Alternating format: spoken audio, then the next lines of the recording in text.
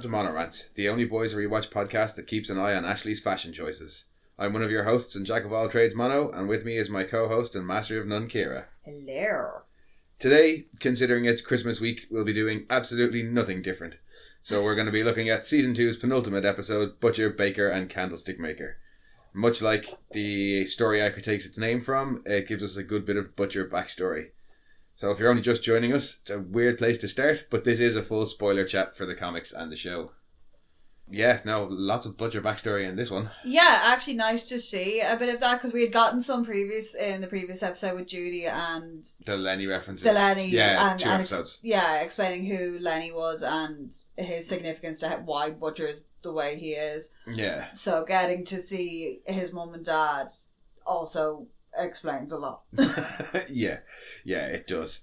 Excuse me. Gobbling all that cock. Yes.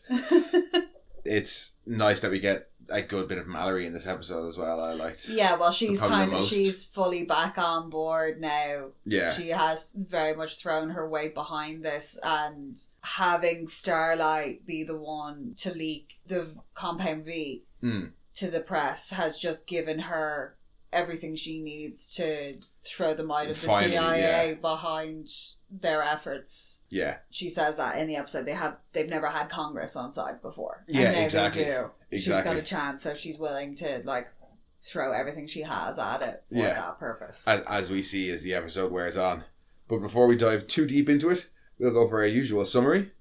Vought's congressional hearings are drawing near, so they ramp up the pro-soup rhetoric. With Mallory back in charge of the boys and one witness ready to testify, they must now try and flip an influential ex-Vought man. Butcher has a family reunion and Hughie jumps into the fire to save Starlight. Quite a short episode. Well, it feels quite short, but then again, it's the penultimate episode, so they're not going to throw a whole load of story at you. They're starting to kind of rein everything back in. Yeah, we don't get any wild new information. Well, we get one piece of information that's extremely important. What? Involving almond joys. Oh, yeah. But man, that's a kryptonite right there. But yeah, they don't throw a lot of new stuff at us. They're just kind of drawing back in all the threads from earlier on in the season and starting to tie things back together. Much like they did last season, I think. Yeah, it is. It's a good way to go. It's not the Game of Thrones story, which is just, we don't know where we're going. Throw more characters in. No, they do. They very much seem to take their time when planning out season story arcs. Yeah. Well, the fact that there's already a comic book world that was finite with a definitive story ending and arc that you can follow. Yeah. Even though they have deviated from that, it is still very much the rough outline of the show. Yeah. You know, that always helps to serve as a guide as opposed to just kind of flailing around. But no, there's definitely no flailing in this episode. They're very straight to the point from the get-go with the opening scene of... Oh, that opening sequence is heartbreaking. Yeah, the guy being basically radicalized. Yeah. It's just done so well. It is. From his perspective of seeing constantly everything all day. Being bombarded with it through news media, through podcasts, radio... Yeah. You know, and as somebody on the outside very much looking in, you can kind of see how in parts of America this happens, because you either the people who only watch Fox News, listen to Joe Rogan. The social media echo chamber effect. Yeah. That, can work for either side in fairness, but yeah, we're seeing his echo chamber is all about soups and soup terrorists and this rhetoric of fear, basically, to the point where it gets him so hyped up that he shoots a poor innocent store clerk. Yeah. There's a really nice touch in that, though, where he's looking at the clerk as this is starting to cycle more and more and more. Yeah. Where there's a reflection off his eyes and they kind of have a weird glow, and you don't know if it's just a trick of the light or a trick of his mind. What's going on, but it's enough then to shock him, and his attitude from that point on changes as well, because he's like, oh my god, are you one of them? And then that's when you start to get the routine starts to shift and the paranoia starts to set in. It's really, really well done. Yeah, and the speed at which we're hearing random bits of news clips and stuff starts to ramp up. And when he actually shoots the guy, Well, when we get to the point where he shoots the guy and he asks him, are you one of those bulletproof motherfuckers? Yeah. He shoots him and he looks like he expected the bullet to bounce. Yeah. Which leads you to believe, well, if he was expecting this guy to be bulletproof, why would you even pull a gun on him in the first place? But he's just so caught up in all of it. And he's so certain that, no, this guy who I've seen every day and works in a shop, but somehow be... everybody's the enemy. That's the thing with this, was the way that the rhetoric that they're pushing is that, they're hiding anywhere. We don't know this. There's people who are soups who have been living secret lives. Like, you don't know who your neighbour is. It is very, very similar to the propaganda, the anti-Semitic propaganda pushed by the Nazi Party. Or I was going to say the McCarthyism era in the States. The Red Scare in the States. It's very... Yeah, anybody could be a communist. But yeah, how that whole opening scene is handled is done really well. And then it cuts to... Or when we cut to seeing the soups who are the cause of it, they're just whipping up more hatred. Yeah, that rally, they spun that so masterfully as well. And like because Homelander goes from being the enemy to being like the golden boy of it. Yeah. And they're pictured together and they're there and they're kissing on stage. Yeah. Everyone's going, yay! They need more soups. And it's just how all of it is worded as well. When Stormfront is like, now obviously we don't condone the shooting of thoughts and prayers. Thoughts and prayers. But when you start a sentence with, now obviously we don't condone X, Y, or Z, there's a but that's going to follow. Yeah. So we don't condone the actions of, but we basically do condone the actions of. But yeah, no, the way that they whip everything up and get the crowd so hyped up around soup terrorists, they're everywhere and mentioning how Congresswoman Nueman and all these other SJWs, what do they want, to just let them in and give them some iced tea? And nobody else, like, we've never seen anybody else really in the news talk about soup terrorists. It's only what Vought have been saying about soup terrorists. They're single-handedly pumping it out, but then, we got to kind of hand to Stormfront for the social media aspect of it and knowing how to manipulate people. Oh yeah, there is actually the opening sequence of that shot of them having the rally is in front of the statue of Soldier Boy as well, which is just like, he was the iconic World War II hero. It's the second Soldier Boy reference because the radicalized guy has a Soldier Boy poster in his bedroom as well. But he's that iconic World War II hero. He's the Captain America anti-fascist symbol. And this is against everything that we fought for then. Yeah, they're trying to frame the tsunami, the influx of soup terrorists as the barbarians at the gates, as the the incoming Nazis. But as we know, Stormfront is the real Nazi. Yes. And the line she has in the rally about how no single group has ever been more persecuted for what they believe in. Yeah. Boo-hoo, single white man. Yeah, these poor middle-class white people are so underprivileged. Nobody cares about the what? But it's so barefaced as well. Like, like there's not a hint of irony when she says that, and everybody in the crowd just seems to gobble it up. And we also get the outing of Annie as the mole villain within the Seven, which was interesting that they try and work her into that narrative as well. But they've also managed to use her to turn other people, turn translucent into a martyr for their cause. Yeah. And to be like, no, we're like you, we've been duped, all this stuff that's been going on has been because of this one. Yeah. She's the real enemy, not us. Look over there! Yeah, and if there can be a mole even in the Seven, well, there could be a soup terrorist right next to you. It's not far from that, that leap. They're just this side of complete lunacy and lizard people.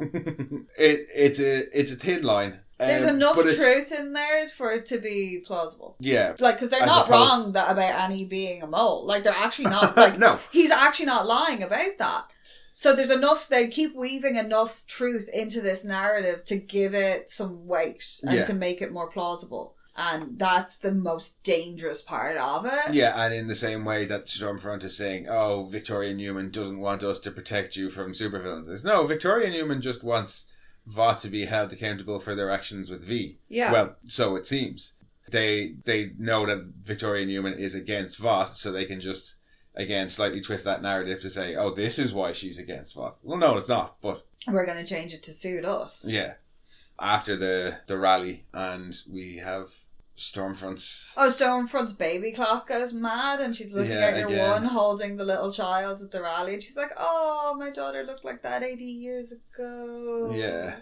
Homelander's like, oh, you want a baby? I've got one. Yeah, let me show you this thing. No, he's not fresh. But he is the first natural born super baby. Yeah. And they go off to the compound where Becca and Ryan are, and Homelander decides to introduce Stormfront to everybody. Oh, that's just awkward. Oh, and it's so awkward, but I found it really interesting that one of the first things Homelander does is come over and apologise to Ryan. I just like the fact that he said, I won't push you so hard next time, and that was like metaphorically or off the roof. Yeah. I think he meant it in the more metaphorical sense. I don't know. Yeah, next time, when I go to push you off the roof, maybe I won't shove your face first into the dirt. Yeah. But in that first scene, and a bit later, Homelander very much does seem to be not trying to keep Ryan happy, but that's where his concern is for Ryan. I think he's done a little bit of soul searching somewhere along the way about how he grew up and how he is, and what he feels about Ryan, because at the start it was almost like, oh, shiny new toy and it's mine, and when it didn't do what he wanted, he threw a tantrum and ran away. Now he's like, oh shit, this might actually be a legacy, this might be more of my legacy and no chance for my name to continue on, and I do want to have a relationship with somebody that's not going to leave me.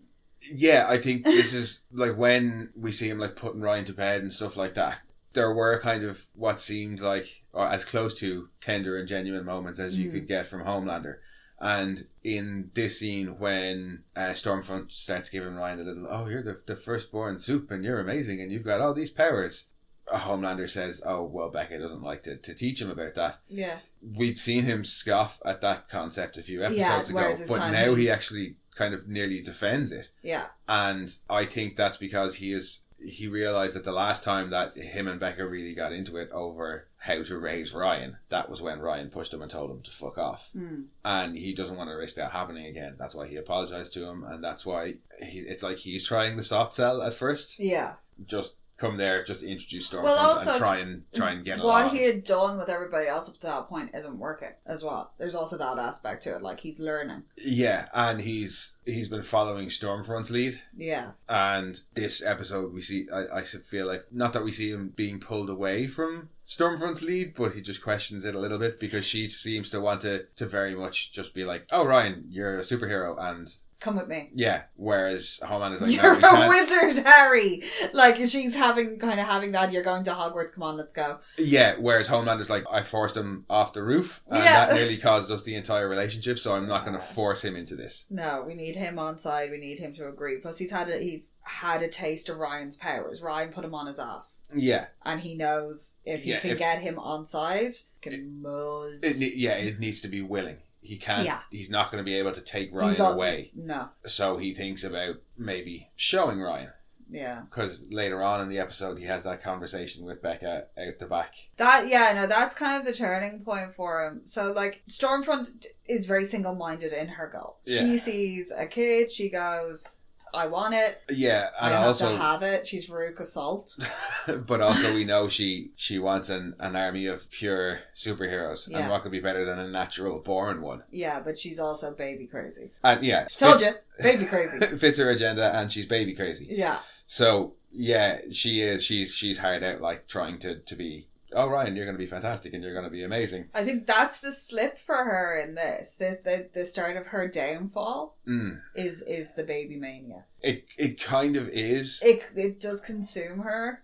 Yeah, I think we'll talk about it a lot more in the next episode. But this is kind of the start of you seeing Homelander starting to pull away from her and being more confident in himself and his own decisions, because she spent the entirety of this season tearing him down to try and build him back up. And I think she's built his ego back up enough that he doesn't need her to stroke it anymore. He's back getting adoration and love from the people. That could well be part of it, but I think also it's... He might be slightly more of a compassionate like he person says to, now, but I think his confidence and his ego have returned to a place where, as far as he's concerned, he doesn't... Oh, he still wants the public love, don't get me wrong. But he's not as dependent on her for that validation.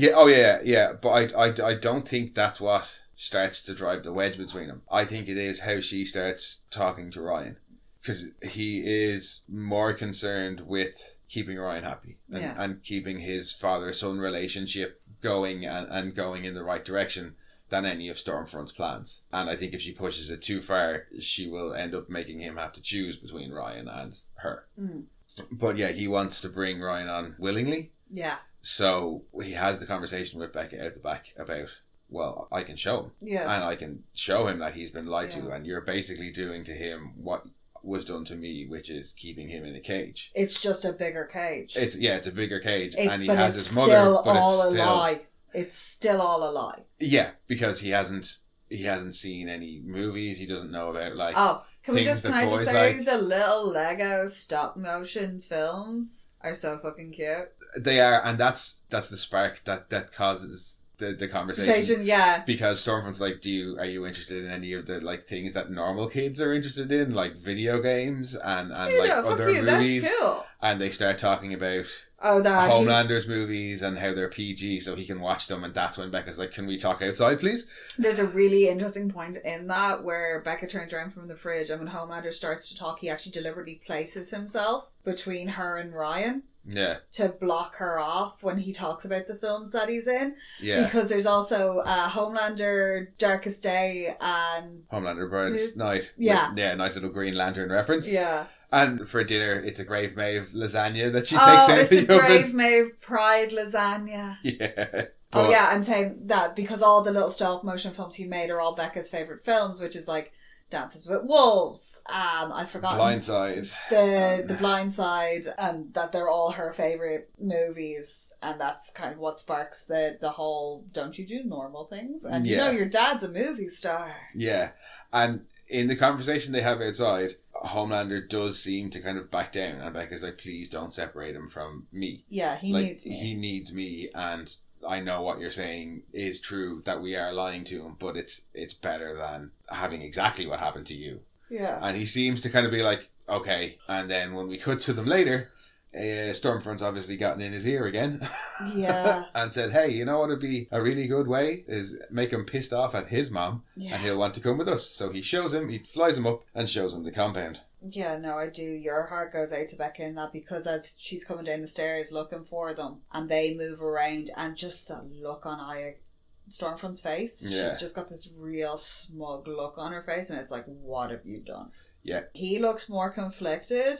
Yeah, but about it, probably because he has upset his son, but she just has this real like, fuck you bitch kind of look going on. And I think one of the things she says, for me anyway, it kind of informed what happened that we didn't see, when Becca says, but he needs a mother, and Stormfront says, he'll still have a mother.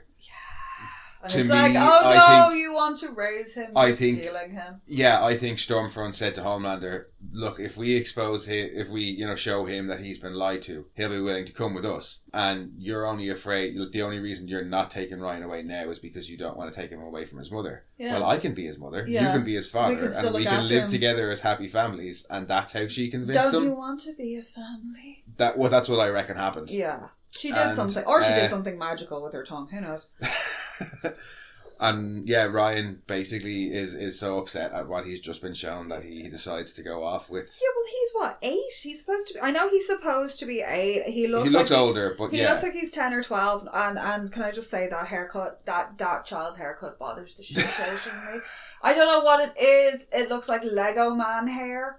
It kind of does. It just looks which is apt. Yeah, it is apt. But we don't see Ryan for the rest of the episode. And after that, when they kidnap him. Yeah, well, he basically does a run and jump at Homefront. Like, he's like, Daddy. Homefront. We made the joke last week. Oh, no. And yeah, but yes, when he runs and jumps at Homelander and they fly away. Yeah. And we don't see them again then until the congressional hearings. And Becca's just laughed screaming into the night. Yeah. yeah, it's her. No! God! Yeah. Her little story arc in this is tragic because what can she do? Well, Vought have clearly shown that they can't control him. Yeah, she knows Vought can control Homelander. And the last thing that Vought ever seemed to want to do is make him angry. So if he's happy with the kid, they're not going to take the kid off him. No, they're not. They're not going to tell Homelander no. They're not going to tell Stormfront no. And poor Becca, the only reason she told Butcher that she wasn't going to go with him was because she wanted to stay with Ryan, and now Ryan's just been taken away. Yeah. So yeah, she's definitely not going to. She's going to be rampaging, probably, and it's going to be super, super fun. Yeah, she's definitely not going to. From what we've seen, she's not going to go down quietly. Yeah, she's not going to take it lying down. She's feisty. Yeah, but speaking of the congressional hearings, the first mention we get of them is at the start of the episode when Victoria Nueman is sitting down with Lamplighter. Yeah, so Lamplighter, Mallory's decided not to shoot him in the head, set the ambulance on fire, anything that you thought might have happened from the previous episode. They realised that they could use him as a star witness. He knows all this shit about Sage Grove. He knows all this shit about what Vought have been doing over the years. Well, he knows what was being done in Sage Grove. Yeah. But they want to know the why. Yeah. So they say, well, Mallory and Victoria Nueman say that that's not enough. They need to get another person to fill they them need in to on know the why they're doing it, because he does state, Stormfront was the one that was giving the orders. He was just there to clean up the mess. Yeah. But when the decision is made that they need to get somebody else, Mallory says, right, she has somebody in mind, and everybody kind of gets their jobs for the episode. Yeah. So MM and Mallory are going to go off and find this person. Hughie's got to stay and babysit Lamplighter, basically. Well, in fairness, Hughie, when we first see Hughie, MM is checking his bandages and stuff, and he's like, "You're stop squirming." Yeah. But one of the bits I really liked about that scene as well is the interaction between Frenchie and Mallory. Yeah. Because in the last episode, she didn't even want to look at him, much less talk to him. I think probably would have filled her in. Well, he was the one who convinced her to spare Lamplighter as well. So I'd say somebody has filled her in on the actual full story as well. I'd say definitely told her as to why. Yeah, which is why she says... No abandoning your post this time. There is a certain kind of... element of, well, if I were in that position. I think, it's not, when she says don't abandon your post this time, I don't think it's supposed to be like a passive aggressive dig. I think it's meant more of a, I'm giving you this, I'm giving you another chance. Yeah. Don't mess it up this time. It's said with warmth. It's not meant in a harsh way. It is said with a little bit of humour and warmth as well.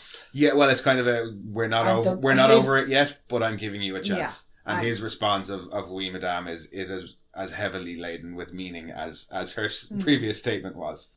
Lamplighter may be their star witness, but she's pivotal to everything. Nueman is. Yeah. So he is really being given a second chance by being allowed to protect her. Yeah. And he's taking Kimiko with him as well, which is handy because, if he fucks up, she won't just savage everything. Yeah, so that's everybody's kind of gotten their mission, except for Billy, who gets a phone call. Yeah. Well, no, Billy was going to go with them. Yeah, but he gets the phone call. With MM and Mallory to go and see an old friend, as she put it. And gets that phone call as he's walking out. Well, he'd gotten a couple and he was hanging up on them. Yeah, his mum's calling and says that she wants to see him and that she's in New York and he gives out for her being there. And I think there had been a mention when he was with Judy about how... Call your mum. Yeah. And then on the phone call, his mum says that his dad has died and she needs to see him. So that's what the gang are all are up to. But I think one of my favourite bits of this episode is the start of Hughie's adventures in babysitting. Oh, God. And all the superhero parody porn. Oh. So Deep does it in the blowhole. Big Black Noir. Big Black Noir is fantastic.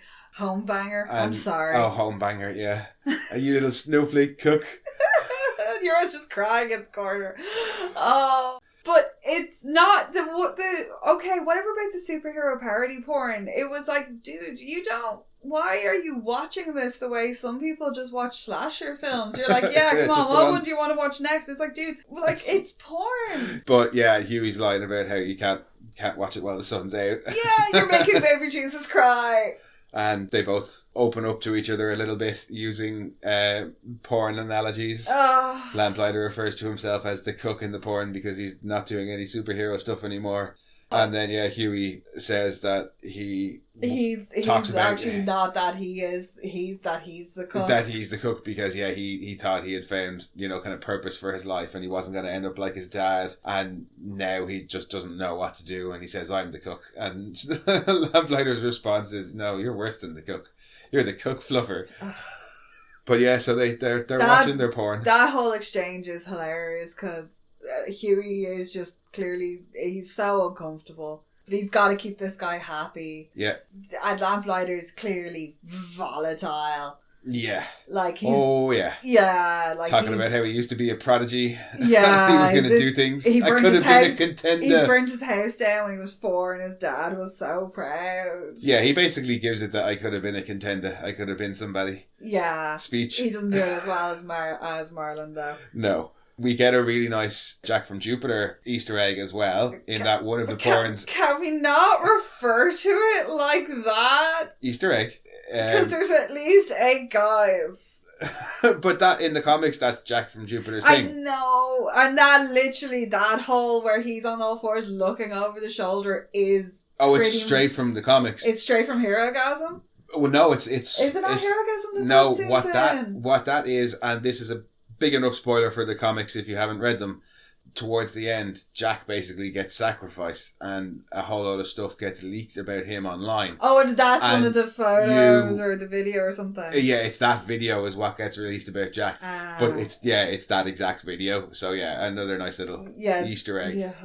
Much like it's too much for you, it's too much for Hughie, and he picks up the remote and changes it to the news, and that's where he sees coverage. We also, in that sequence, it's the lesser seen bare breast. It's about the only time that there's actual naked boob, because there's a lot of penis in this entire show.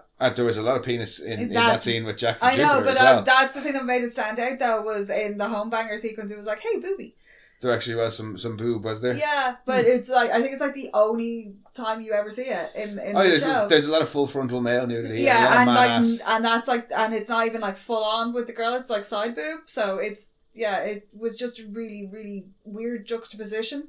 It's unusual for this show to go for any kind of like sexualized nudity, basically. Yeah. Because even when we see the male nudity, it's very rarely in a sexual context. It was like translucent standing there being nude. Yeah, just perving. Or Deep standing there shaving himself naked in the mirror. It was that kind of stuff. But so Hughie switches away from translucent and sees the news coverage of the rally where Homelander's talking about how Annie has been captured and starts freaking out. At which point the remote is swiftly taken back off him. Yeah. And hidden. And it's returned to porn, and he continues to freak out. Yeah, and tries to tell Lamplighter, no, look, they gotta go do something. And Lamplighter's like, what the fuck are you going to do? He's like, you need to come with me. He's like, you can't do anything. He's like, that's why you need to come with me. Yeah, well, that's because Lamplighter's like, oh, well, they probably got her in like, what, on floor 49? He says there's basically a superhero lockup. And that she's there, and he's like, oh, you've got to help me, there's got to be a secret way in. And he's like, I don't know, there might be. There might be one or two, and Hughie tries the same motivation that he did for Annie of, come on, be a hero. You're talking about how you want to be a hero one last time, and it kind of gets Lamplighter. And then he's like, look, do you want to be the cook or do you want to be the guy who fucks the wife? And that's what gets Lamplighter going. Yeah. You've just got to find the right stick or carrot, in fairness. Yeah. And again, porn analogies win the day for Lamplighter. Yeah, he's like, Hughie's like, let's go fuck that wife. Consensually. But earlier on in the episode, we had seen Annie goes to meet her mom. Yeah. To have a sort of reconciliation with it.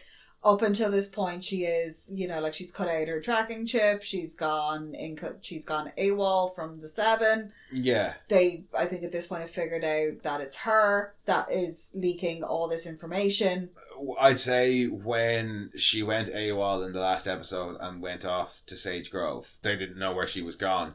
My guess is at that point, Stormfront filled Homelander in. Yeah. Because she told Homelander all about her past and he hadn't completely freaked out. Yeah. So now she can say, oh, and I also know that. But so Vought aren't publicly looking for her, but Vought are looking for her. Yeah, and we find that out pretty quickly. Yeah, no, and so she goes to meet up with her ma.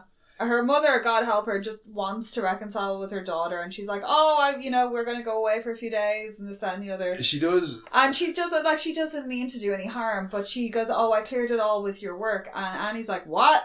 She's like, "Yeah, I called Ashley," and she's like, "Shit, no, they're probably looking for me." Cue smoke bomb through window. Yeah. Which, unless that was like major dose of Rohypnol, I don't think smoke bombs, like, people don't go down that quickly. Yeah, everybody in that cafe just falls over at the same time. Yeah, even before the gas has kind of like reached the tables. Yeah. I mean, probably better off for them, because given what Black Nora does to Annie... Cue Black Mark. Yeah, picks up a table. Yeah, lamps her with it. Yeah, the next then we see of Annie is when she wakes up in this superhero holding cell. And it just seems to be a big square room, I'm guessing, with strong walls, but there's no electricity. Yeah. The only source of light is from glow sticks, so Annie can't draw any power. Yeah. That's really all we get of Annie until kind of later on in the episode. Yeah, so she's basically been kidnapped. Yeah. And Hughie and Lamplighter are off to save her. But before we get back to their hilarious rescue attempt... Oh my gosh. we see MM and Mallory working together. Yeah, now they're off to meet this old friend, person who knows everything. You kind of get it from the second that they arrive... It's Vogelbaum. At the big gates, it's Yeah. Vogelbaum. As soon as she goes in here to see Jonah. And he's like, fuck no. And she's like, it's Grace Mallory. Gates open right away. Yeah. Now, the last we had seen of Jonah Vogelbaum, or even the last mention, was that he'd been recovering at home following an accident that left him wheelchair bound. Yeah, so you do see him in the wheelchair. Presumably Homelander's done something horrible to his spine. Yeah. But their conversation is short enough, filled with an awful lot of double speak. Yeah. Where Mallory tries to convince him to testify against Vought for Congress, and ultimately it comes down to the fact that he says, no, I'm not. I don't care what happens to me, but I'm not going to risk my family. Yeah. And you, of all people, Mallory, should understand that. Yeah. And it's kind of a tense conversation. Just a little bit. But yeah, I think Mallory understands. And she's not gonna willingly put somebody in the same position that she was in. When he makes the line, when Vogelbaum says doing the right thing isn't always the best thing. Yeah. And Mallory then outside to MM basically says he's right, Yeah. And they have the conversation about how MM should go back and see. Yeah. Just give it all up and go find your family. Go, and you need to not look back, and you need to just make a clean break from all of this. Because you're never 100% out of it. The only without obviously extremely drastic measures. Yeah, the only justification he can give is, oh, I don't want to put them in danger. And Grace tells him that's the old fucking martyr line. Yeah. She says, no, look, I can get you on a plane to Nicaragua, passports, money, the whole lot, and nobody will ever hear from you again. Yeah. You need to just go and be with your family, because the job is never done. Yeah. You won't get justice from your father. For your father, you're not going to be able to take down Vought. If you want a happy ending with your family, you just need to let that stuff lie. Yeah.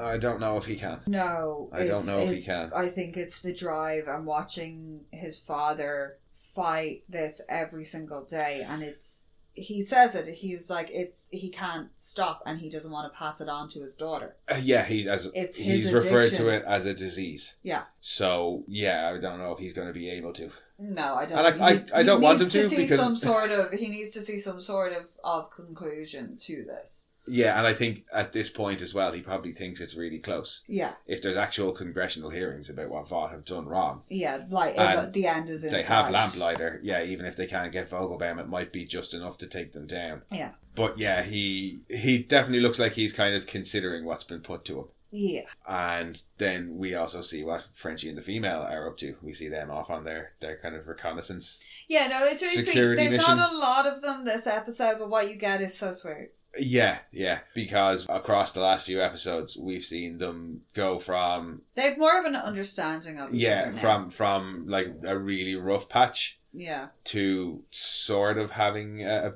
moment in the last episode where female saw how beat up Frenchie was over the deaths of Mallory's grandkids. Yeah. And Frenchie came to the realisation himself fully that he couldn't save Kimiko. She needs to go through it herself. He can't shelter her from that.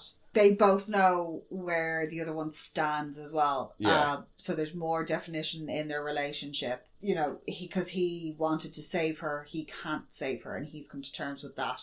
She doesn't want to be saved, but she recognises that he feels like he has to make up for past mistakes, and they've come to this kind of... Yeah, they've basically come to an understanding. Yeah, things have kind of smoothed over. Yeah, and it's fun to see the banter. Frenchie just wittering on about his mother. His mother cooking. And no, it's really nice because he's relating that to what they're watching. They're watching Victoria with her daughter, and she's trying to, even though there's all this mad chanting going on outside the house, she's like baking cookies or something with her kid. Yeah. And trying to keep everything normal. And he's like, I understand why this is going on because my mama, she used to cook.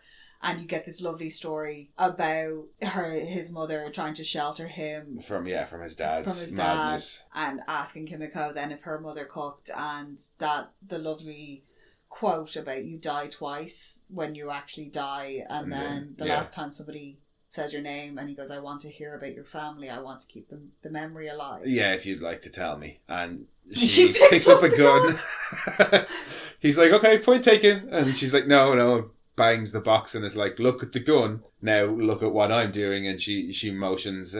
She makes the gesture that she uses for gun. Frenchie realises, oh no, she's actually trying to teach me. And she teaches him the word for gun. And he's all happy. And that's really kind of all we get of them. But it's so nice to see. I love it, yeah. Especially as a comics fan, that's one of the things I love about the comics is the Frenchie female relationship. And anybody who listens to the show will know that because we bang on about it often enough. It is beautiful, their whole relationship. And the run of it in this is very, very similar to the bones that are there. Yeah. In the comic book, but this is more fleshed out and realistic, and I just love it. And like I was saying last week about how I really like that we got much more of a fleshed out Frenchie backstory. Yeah.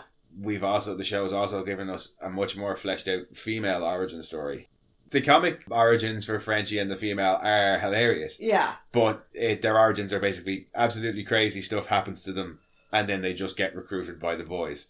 We get to see it much more fleshed out in this, and similarly we get to see their relationship because there's a in the comics it's affection between the pair of them that doesn't feel forced. Yeah, and not that it's forced in the comics, but in the comics it's an already established rapport that they have with one another. So it's nice that we're getting to see this develop. Yeah, this actually develop in front of us. Similarly, one of the things that I really like about Billy's journey in this episode, is what I liked about episode 4 when he's having the fights with Becca. In the comics, Becca's dead, and he never really has to confront any of this stuff. In the comics, his dad is dead, and all the stuff that we get in this episode about his upbringing and his relationship with his father is just Butcher talking to an open coffin with his dad inside it. So again, it's nice that he gets to have this. He's a lot more vulnerable this season. Yeah. Yeah. You do kind of get to see this, not the softer side, but the underbelly of Butcher, as it were. You get to see where his vulnerable spots are, which has always been Becca. Becca is like soft spot number 1. Becca, Lenny, and his mum, it seems. Yeah, like he loves his Aunt Judy, you know, he loves all that, but his mum, like, well, every little boy loves their mum. Like, no matter how big they get, your mum is always like your number 1 girl. And that's the only reason he goes. Yeah, it is because he still loves his mum, regardless of the decisions she's made. Yeah. But this season we get to see him kind of taking the gentler approach and not just pig-heading his way around, because he tried to do that with Becca and it backfired on him. Yeah, but we do see... Like, and this way, like, as soon as he hears that when his mother rings him and he actually does answer the phone and she tells him he's dead, he does go to see her. Yeah. When she gets there and she leads him outside and he realises that she's lied to her, he's still not angry with her. No, but we do see that pig-headedness when he's dealing with his father. Yeah. That he doesn't really want to talk. The only reason he's there is because he said to his mum that he would take a minute or two of his time or whatever and talk with his dad. Basically, she begs him to because she's like, he doesn't have much left and like, I need this closure between the pair of you. Yeah. His dad says that that's kind of the same reason that he wants it, because he never got to say goodbye to Lenny, so he wants to be able to say goodbye to Butcher before he dies. Yeah. And that's when we find out all the stuff about how Lenny died and that, the dad used to beat them. And it wasn't a fun upbringing for them, and that presumably he beat their ma as well. Yeah. That's, the whole thing. I think that seems to be Butcher's main point of contention with his mother is like she's still with him. She stayed with him even when Lenny was gone and Butcher had left. She still stayed. And the dad tries the usual abusive justification of, sure, I made you strong. Look how strong I made you, and it's not my fault Lenny wasn't strong enough, and really it's your fault because you're the one who abandoned Lenny. And when he says to Butcher about how he's even tougher than he is, or he ever was, I don't think Butcher likes to hear that. No, it's all a compliment to him, because like we've been talking about over the last few episodes, he's been confronted with the worst of himself in the last few episodes. Yeah. Now he's just had his dad say that he's tougher than he ever was, whereas what his dad means for toughness is assholishness. Yeah. And his dad is probably, second on his most hated list after Homelander. Probably, yeah. It certainly seems that way. So having that as a comparison and having this person be proud of you for being this way. Yeah. That's not going to sit well with you at all either. Which is why he lunges at him. Yeah. Damn near kills him. His ma's there beating on his back and like begging him to let him go. Yeah. And he's like, right, don't even contact me until he's dead. Yeah. And when we next see him, he's drinking again. Yeah, he storms out of there. If he stayed there any longer, he's probably going to throw him off that balcony. I think as well, because the dad's last line to him about, Lenny never would have done that. Yeah. Is just... It's just twisting the knife a little bit. Yeah, it's twisting the knife a little bit, because the dad is trying to say the differences between him and Lenny are a bad thing. Lenny was the bad thing and Butcher was the good thing. Yeah, you can't be soft, you can't be this, you can't be that. But he's realised how badly he needs his canary, how badly he needs his Lenny, and how badly he needs his Hughie around. Yeah. So... to be hearing from his dad that, oh no, you're nothing like that thing that you really need. Yeah. Butcher does go through the last couple of episodes. Whether or not he becomes a better person for it is still to be decided. But we'll probably talk about it more in the season wrap. Yeah. But I will be really, really, really pissed off if we don't see a shift. Yeah, a shift or a proper growth in Butcher and how he operates in season 3. If he just goes back to... Also, I don't think the rest of them would allow him to return to form. Yeah, and in the next scene we see him in, we see a little bit of fear of that when he's drinking and he gets the call from Mallory to say that they couldn't get Vogelbaum to agree to testify. And he says, I'll take care of it.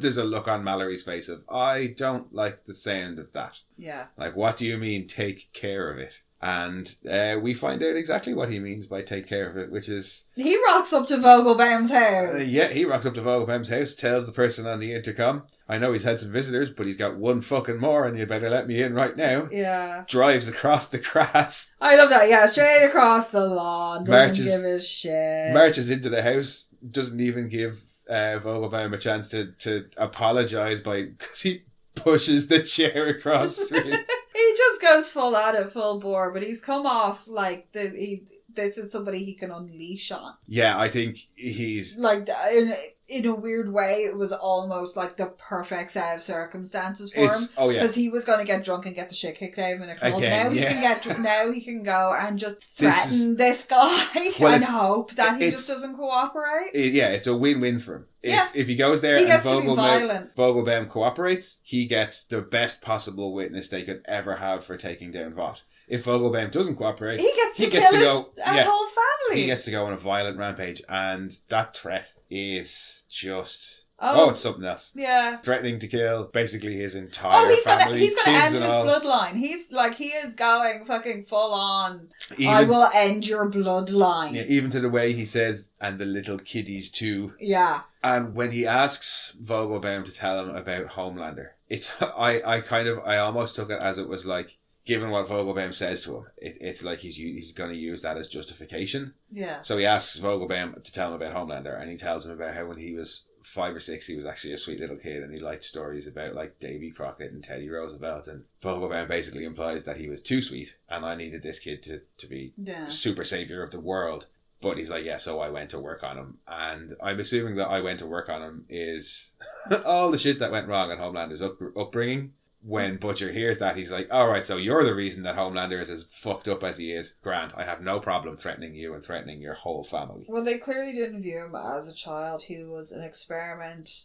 He's a multi-million-dollar asset, and he needed to do what they needed him to do. Yeah. When Butcher arrives to his house and he makes the comment about... when Mallory and MM arrive to the house and MM makes a comment about how they're playing for the wrong side. Oh, yeah. Vogelbaum has a brilliant phrase there about how... I can't remember the exact thing. Loose moral code allows certain privileges or something like that. It's a particularly nice line. But yeah, the threat is pretty much effective, it would seem. Yeah. And I mean, what do you do if given a threat like that, except do exactly what the other person wants? Yeah, well, that ends with them, like, he threatens him, and then it does cut. Where does it go after that? Oh, well, we go back to Hughie and Lamplighter breaking into the tower, and Lamplighter's telling Hughie, oh yeah, we used to sneak college girls in this way, and he's like, college girls? And Lamplighter's like, they were applying! Well, college applicants. And Hughie's like, that makes it better. No, that makes it worse. Yeah. Well, they're going in through an air conditioning vent by the looks of things. It's not actually a door. Yeah, they sneak their way in and come up to a door that has a palm reader. And Lamplighter's like, well, this is the moment of truth. Either I'm still in the system or we're about to be swarmed by guards with AKs. And Hughie is not ready to hear that. No. But yeah, so the boys are working their way up through the tower, and Hughie thinks that they're just about to get Starlight, and he gets led into the Seven's main boardroom. Where the most important thing about the main conference room is it has the big ass statue of the Seven.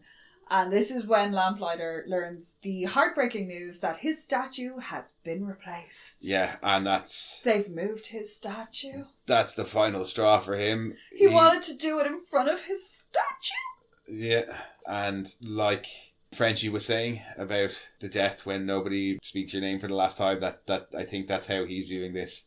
There's no vestiges of him left in the tower. Yeah, there's no pictures of him, there's no bust of him anymore, and he just wanted to make Daddy proud. Just want to make Daddy proud! And yeah, sets himself on fire in a big way. Yeah, nothing like a bit of self-immolation. He goes up. Yeah, he goes up quickly. You'd also think for somebody, I'm going to have a little bit of a gripe about this, for somebody who can control fire, wouldn't they be fireproof? No. He's not Johnny Storm. Like, he can control fire and he can manipulate fire. That wouldn't mean he's fireproof. Superhero logic in my head says that if you control fire, you must be fireproof. Because it's the same, like, well, the Deepkin has, like, fucking gills and shit. He doesn't go and, like, drown. Yeah, but this isn't, like I was saying about Doppelganger and Translucent, this isn't the Marvel and the DC world. This is a grounded realistic, so he's got this power to manipulate fire however it works. It doesn't extend to everything to do with fire. I know. But you would think his skin, but you would think like his skin would be in some way like flame retardant. No, you would think that. Yeah. I don't. Yeah, but he holds it, he's literally holding fire in his hand. No, he takes out the lighter. Yeah, but like he has like a little ball at one point. Because so if he can manipulate, this is one of the things I was going to say about how quickly he goes up. If he can manipulate fire, he can presumably manipulate all aspects of it. So how hot it burns, how intense it burns. But yet, no, I think that he can control fire. He can't not burn because we see him burn. Yeah, I know we see him burn. And we see him burn quite quickly. I know, he looks way too crunchy for like how he turns out. Yes, but that's why I think it's what I was saying about the intensity of the fire. No, given how... Yeah, but it doesn't matter how intense that fire is because those sprinklers come on fairly quickly and he looks like he's kind of like been cooked. Artistic license. Yeah. People don't get knocked out from knockout cast that quickly either. True. But yeah, he a crispy chicken wing. Yeah, poor Hughie. Doesn't know what to do. Hughie's just like, what the fuck, you're up here? Oh shit. Yeah. And then he's like, right, see you, bye. Tries to run away. And then it's like, oh shit, I need your fucking hat. has the sense to break the arm first. Yeah. No, I just love the way, like, when he leaves and the camera just stays there for a second and he just comes back and muttering, shit, I need your hand, and he like splits himself trying to get down the steps. But the sprinklers that come on and the fire alarm also happen to turn on a fire alarm light in Annie's cell. Emergency lights. Which allows her to draw power and break out. Yes, and break out she does. She fucking fucks that door right out of it. Yeah, and goes looking for her mom, but gets sidetracked by Black Noir again. Yeah, who throws her through a wall. A couple of times. Well, a couple of walls, a couple of yeah. beams, a table. What is that conference table made out of? That conference table holds up to it, like, because it actually breaks along, like, where because it's kind of segmented. Yeah. So he actually doesn't break the table. It just, like, that segment falls down. Yeah. But, like, he threw her through a fucking, like, reinforced cement wall, and we know it's reinforced because then he picks up a chunk of cement with rebar attached to it and uses it like a fucking morning star on her. So what the hell is the table made out of? Yeah, no, that's a super strong table. It's really nice to see Black Noir using, like, brute force, because up to this point it's been all stealth and he does. Slice and dice kills. Whereas this is just brute force, throws it through a wall, kicks through a part of the wall, and is then just literally breaking. Yeah, no, when he throws it through the wall, just, like, kicks through the end of it like a kid going through a sandcastle. And, yeah, it's... like, picking up bits of masonry, chunking them at her, throws her through the pillars. Yeah. Like, there's no finesse to this, there's no art to this, he is just picking her up and throwing her around the place. And when he finally gets her down and he gets the arms pinned down in the straddle and goes to choke her out, and you think that's it for her, because you're like, she's done.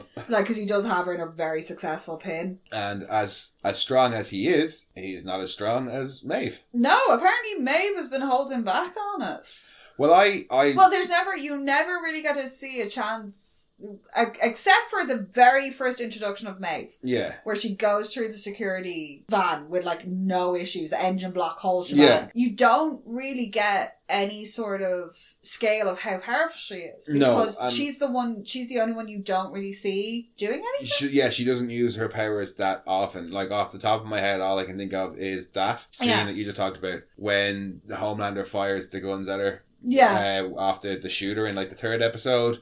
It's just a few things like that. But I think I mentioned it in one of the earlier episodes when we were talking about how superpowers and work and stuff. Her superpower does seem to be super strength. Yeah, and, like, she super can't fly. durability. Yeah, she can't fly. She doesn't have speed or we know power she doesn't blasts. have healing because there's that whole story about her breaking her arm and it never... So she's not got super healing. So I think her it never power heals is... properly. Yeah, she's just super, super strong. Whereas this is the first time where you actually get to see just... Because you have a good idea of how strong Black Noir is, considering he's just thrown Annie around the place like a fucking ragdoll for the last, like, 3-4 minutes. We've seen him withstand explosions from Naquib and the nail bombs last week. Oh, the nail bombs were so funny. While we're still not 100% sure on what Black Noir's specific power is, he does seem to be pretty damn strong and able to take a lot of punishment. But Maeve just chokes him out basically with one arm and then shoves the almond joy in his face. It's really funny because the way she does it, the way, like, she's holding him and she pulls, you don't see what it is, and she rips it open with your teeth and you're like, what the fuck is she putting in his mouth? Yeah. And she's just like, in it goes, and she throws it down and you're still not quite sure what it is. Yeah, and then she tells Annie. Like, and he's like, what the fuck did you just do? And Maeve just so nonchalantly is like, oh, he's got a tree nut allergy. And she just leaves it at that and looks over and he's trying to get out an EpiPen and she kicks that away from him. Yeah. And just very callously leaves him there to go into anaphylactic shock. Yeah, but apparently, like, he just doesn't die, I don't think, Black Noir, because he seems to just walk out of shit and regenerate quite fast. Various things have happened to him. All this time. Tree nuts. Yeah, tree nuts were what take him down. Yeah. And we got a little foreshadowing of that last week. Or no, even the week before. With all the Almond Joy conversations? Not the Almond Joy conversations, but when he goes to see Annika. And she offers him one. She offers him one and he just holds up the bin. Yeah. Now we know why. But yeah, Annie says to Maeve, come with me. Like, because now that she's rescued Annie, she's pretty much thrown her hat in opposition to Vought, because Annie's publicly known as an enemy of Vought now, and Maeve has just rescued her. But also Maeve's not in a good place this episode. things were already rocky between her and Elena from the previous episode and the revelation of the GoPro footage. Yeah. And Elena has to come to terms with the fact that this is Maeve's life. Well, she can't come to terms with it. No, like, it's going to take a while. Like, and then, you know, obviously you're going to go down the rabbit hole of what else has happened, and you start thinking back through all these things and all these rescues. And that's exactly what that's Elena's what she's doing. doing. She's spiraling, and she doesn't understand, and she can't be around her. Like, Elena's reaction is quite reserved in my opinion. Elena is being reasonable. Well, she is, because she doesn't say to Maeve, she never tries to say it's Maeve's fault. No, even when Maeve does say, she's like, you know, when Maeve tries to kind of defend herself, she says, I'm not saying it's your fault. Like, you had no choice. But the fact of the matter is, these things happened, and I can't stop thinking about these things. Yeah. And she says that she needs some time to process it all. And Maeve has a bit of an outburst and flips a massive table across the apartment. Yeah, and really scares Elena. And she can see that she scared Elena and says to her, you always kept saying that you wanted to see the real me. This is it. But for Elena as well, a lot of Maeve's alcoholism is suddenly making sense. Yeah. The way has acted about certain things is making sense. So she's got all of this going on. Like I said, she's being far more reasonable than I would have been in that situation. I would have gone. There was like, that's it, bye, I can't see you anymore, I'm out of here. It shows that Elena does understand what Maeve has gone through. Yeah. And she says it to her like she's apologising to her. Yeah. Because she's saying like, you were strong enough to deal with these things. I'm not, I can't, I'm sorry, I have to go. Well, Maeve's also got almost like desensitised to everything that was going on. You know, it's just all this is piling on. The airplane crashes is the pivot of her starting to realise that this shit can't go on any longer. At that point, she's gone so far, I don't think she realises just how severe it was, because, like you said, she's done a lot of other stuff leading up to that. Yeah. So she has been kind of desensitised to it, and she thinks, oh, the plane thing was bad and I can use this, but to a normal person like Elena, it's truly, truly horrific. Yeah. Whereas to Maeve, it's just one in a long line of shit. Yeah, it was the final in a long line of bad shit. Like the previous bad thing that we'd seen happen before that was Homelander putting his fist through that shooter's chest. Yeah. And she didn't even bat an eyelid at that. That was just an inconvenience because it was supposed to be her colour. Yeah. That was the only thing she was concerned about. But I think that this is the real me comment is a real self-reflect. Well, yeah, it is kind of meant as a dig of, look, this is what you were always asking for, and now when I show it to you, you run away. But I think it's also quite a self-reflective moment for her, and it's what helped push her towards helping Annie later on in the episode. Yeah. Now that the one person who she really loved knows what the true her is she going to stay like that, or is she going to try and change? Yeah. No, and it's a testament to their relationship as well that Elena's willing to she's like, I need a few days to myself. Yeah, she's not saying everything's over. She's just saying she needs to go away and think about this and not be around. She needs to sort her own head out first. Yeah. And Maeve's response to all of this is to go and sleep with two guys. Yeah, get some boy toys, get some booze. Freak out, Ashley. Poor Ashley. Bitch, you need to learn to knock before you go into these places. Like, yeah, but Ashley's initial and main it's like, what the fuck? Yeah, you're sleeping with men? Why are you sleeping with men? Where the fuck is Elena? This is off-brand! Yeah. This isn't lesbian branding. Just has a massive freak until eventually... No, it's really interesting to see because she immediately goes into how can we save this and how can we spin this and you're going to have Elena back. And because she's like, where's Elena? And Maeve's like, oh, Elena's not here. There isn't. Elena's gone. And she's like, right, we need to spin this and you'll be this and be that. And you can see the way her brain is going, shit, I need to save this. And Maeve then is like, Ashley, for once in your life, just be a fucking human. Yeah. Like, stop being the Vought bot that you are. And it's like, it is the one time that you do see a bit of sympathy from Ashley. Yeah, it's not about the job. It's like, she's like, oh, okay, hang on. Yeah, no, these are people that I work with. She's beginning to understand as well that, you know, they need this human side. They do need somebody to just say, I'm sorry. You know, they are people. They're not just fucking toys. Yeah, and while it does seem like Maeve is just kind of there to mope, she just certainly doesn't seem to mope long because, she rescues Annie. And when she refuses to go with Annie, I don't think it's like a, no, go on, it's too late for me. I think it's no, but I can fuck shit up more here. Yeah, it's no, my job's not done.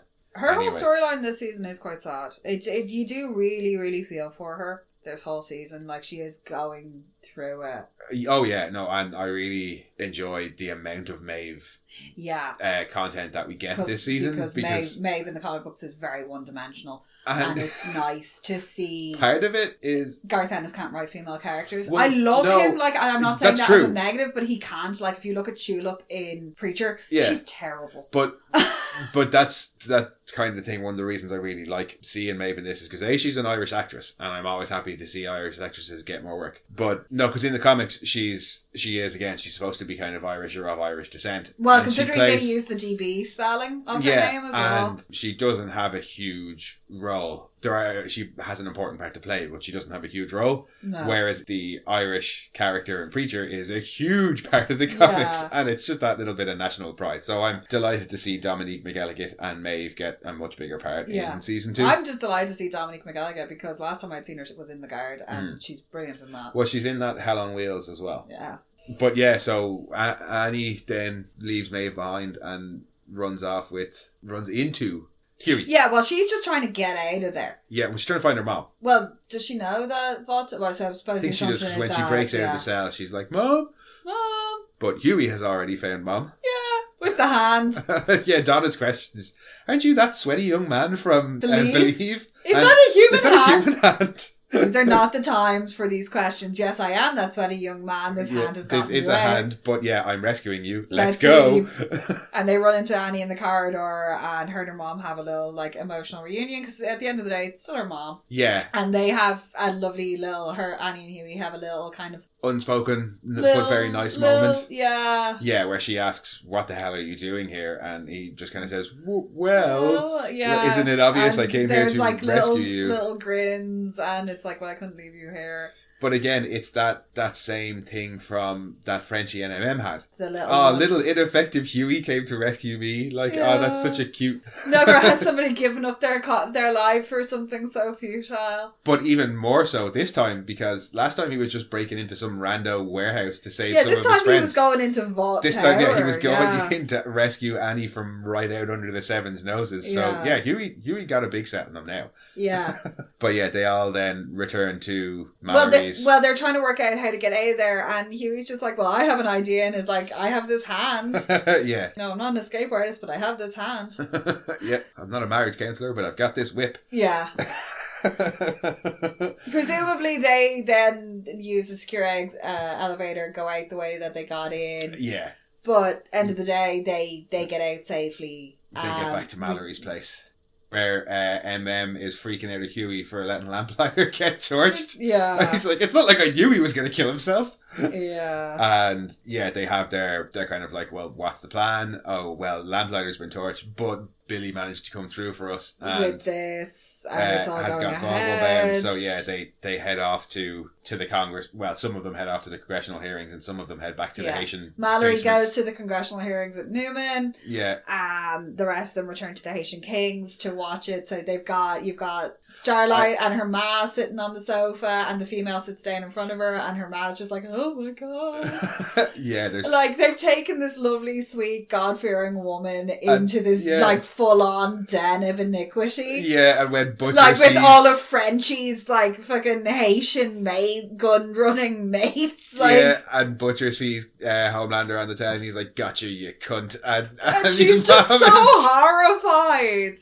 And she's like, "That's a very dirty word," and he's like, "That's a term of endearment where I come from." I think my favourite reaction to anything on the TV in this episode has got to be Deep's reaction to what he sees. Oh, the Deep has had a very interesting little turn of events. Yeah, this episode. Yeah, we don't get much, like, the Deep isn't really... 2 or 3 scenes with him and we just keep getting these little check-ins on what they're doing.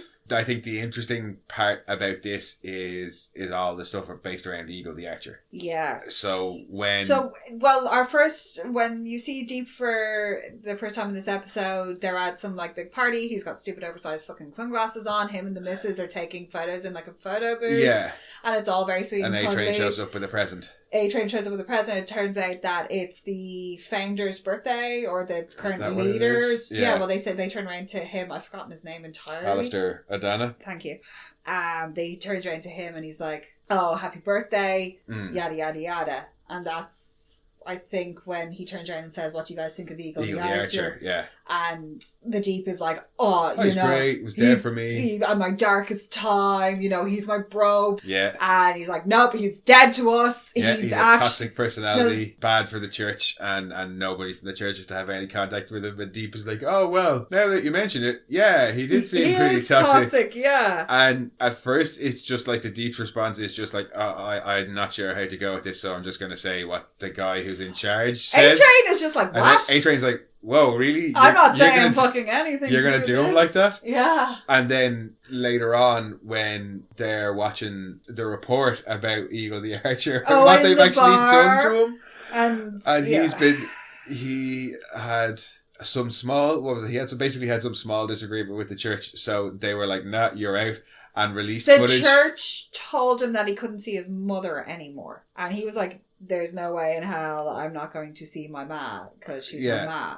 And that's something apparently that is, well, it's a real cult tactic of just... Oh yeah, it's just alienating you from your entire family and then stealing all your financials. Yeah, so he started to talk bad about them, and they released footage of him and his wife in some hunting furry role play.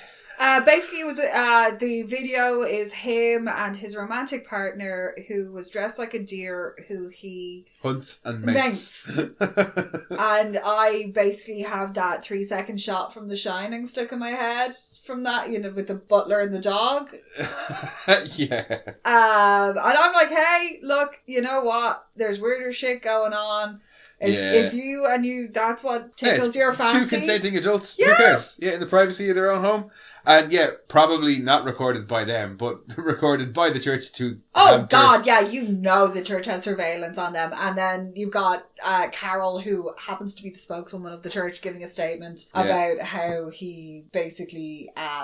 is no longer associated with the church. And he's slandering the church. And yada, yada, yada. The atypical statement that tends to come out, which is like ridiculing them and casting doubt on their accusations. The Deep sees this now, so that first it was Adana, who he's only had limited interaction with, and then he sees Carol, who was the person who basically him and Eagle brought the Deep into the religion, and now she's saying that he's really bad. And he's like, yeah, he was a dick. And A-Train's like, wasn't he your friend? Yeah. Dude, seriously, so come on. The Deep is now fully drunk the Kool-Aid. Oh God, yeah, he's in there deep. They've got him. A-Train's wiser than that, and he can see, oh, hang on, they'll turn on a dime. Also, Stormfront made that comment about how they used to... Until they let all these people they used to only let quality people in. So he knows that they used to only let white people in. Yeah. And Eagle is one of the few, if not only, black members of the church that we've seen so far. And they've just turfed him out. Yeah. But he's willing to play the game to see where it goes. And later on, we see that it might work in his advantage. Well, we've already seen that from A-Train. Like, for all of his faults, he is quite shrewd in terms of business. He knows not to fuck with the money. He knows to go along with shit to keep the cash flow coming, and I think he's going to start looking at this as an out for him from the church, that maybe this isn't the best way for him to go about these things, or at least go with it as long as they can, but he's not going to full on go for it. Yeah, if he can use it to get back into the 7, he will. Well, at the party, Adana says to them that he's got a meeting with Edgar next week, because with Annie down, or with Annie gone, they need, trusted, friendly faces back in the 7. He says he thinks he can get them back in. So yeah, I think he's willing to play it out a little bit longer and see how it goes. Yeah. But the news switches from the news about Eagle to the congressional hearings about Vought. Which is, so these congressional hearings, which have been in the run-up since the breaking news of V. Yeah, this has had the Victoria Nueman rally stating that there will be congressional hearings. They've been working their way towards this, and that they're actually going ahead. So on the day, they call the whole session to order, and the very first witness they call is Jonah Vogelbaum. Yeah. And the doors open, and in he comes, and there's the murmur, and everybody's shocked. And there's the moment when he stops and he makes eye contact with Homelander. Yeah. And Homelander looks so betrayed. Yeah. But it's wasn't expecting to see him. But it's not an angry betrayal, though. It's just there's something so little boy lost in that facial expression that he has that's like, Papa, no. You think? Yeah. Oh, I thought it was more just a case of him trying to keep there in the fact that as soon as this is over, he's going to fucking kill Vogelbaum. Just to me. Yeah, no, I think it's just like Vogelbaum has always been a protector figure for him. Yeah, he's had... You know... Yeah, no, he definitely has complicated relationships with anybody who had parental kind of roles around him. But that was kind of the look I got from him, was like, because they opened, this Jonah being there and was like, is this huge upset. This big shock. But as shocking as Vogelbaum's appearance in the congressional hearing is, it's not the most shocking thing, because just as things are about to get called to order... As he swears to tell the truth, the whole truth, and nothing but the truth. Yeah. We see, just like poor El Rainer at the start of the season, yes. One head pops, then Vogelbaum's head pops. Oh my god, it's like a chain vomit. Then a whole load of heads pop. But no, like, you've seen a chain reaction vomit. Yeah. That is almost what the head popping is like. And chaos fucking erupts. There are people covered in blood. Ashley just is like... She screams at nobody in particular. Splattered. She's like, what the fuck? Well, no, she's the first one. Yeah, she's the first one to react when Vogelbaum's head goes. Because the speaker's head goes and then Vogelbaum's head goes. And she stands up and she's like, somebody, what the fuck is going on? No, she says, somebody do something. Or why aren't you doing something? I think it's just addressing it at any of the superheroes in the room. Yeah. And it cuts to Deep and A-Train watching this, and Deep, God bless him, checks his head. Yeah, and it's a lovely little nod to the comic books where they all have those little tracker chip, the head poppy chips in them. Yeah, well, the Russian ones, yeah. Yeah, but he's there going, oh shit, and the boys are watching at home, going, oh shit. And fucked. Newman's sitting there and she's fucking traumatized and everything's covered in blood and there's people like, it is just chaos. It's chaos. Once again, it is just missing person on fire running through the scene. Would the best thing for you ever be somebody running on fire smacking paper out of other people's hands? Yes it would. It would just give me everything I ever wanted. No, but it is like there's the guy who fucking buckles himself in the pool of blood, falls over trying to get back up. Like there's people who are trying to get outdoors, but they don't know where they're going. Grace goes for Newman to get her out of there, and she's just paralysed with fear. They manage to get her out. Grace gets out. Homelander seems to be fine. Stormfront seems to be fine. They're not panicked, but they're also not... There seems to be no rhyme or reason to what's going on, because it looks they like don't look Shockwave's head pops as well, so it's not just... It's people on both sides. Yeah. This just seems to be total random chaos. Yeah, but Homelander and Stormfront, they don't look like they expected it to happen, but they also don't seem too bothered that it's happening. What's he going to do? Start lasering people to make it worse? They don't know where it's coming from and they don't know who's being targeted. Yeah, oh no, I know that. No, but it's also, I think there's some confusion there because Homelander knows that this isn't his doing. Yeah. He hasn't fucked with this, so he's not going to, but I think, because the first thing you would do is look and think that it was a Vought plot. Yeah. That's what it looks like until Shockwave's head goes. Yeah, but is he just a sacrificial lamb? Yeah. Did his head get popped just so they could say, well, it wasn't all our guy, or it wasn't all you, But it was both sides of it. It's a hell of a way to end off the episode. No, yeah. And I mean, I'm not going to sit here and hypothesize because we've seen the next episode. Yeah. And we know exactly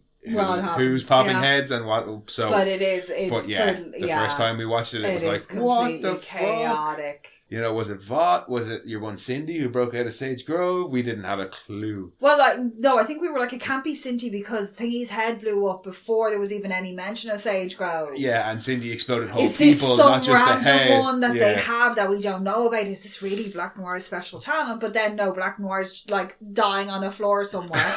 Yeah, it was definitely a massive shocker the first time we watched it, and a great way to end the second to last episode of the series. Because you do want to give it a little bit of something, but because a lot of this was streamlining of storylines. Yeah. Annie and her mom have kind of resolved their tension. Her and Hughie are back on a more even footing. Yeah.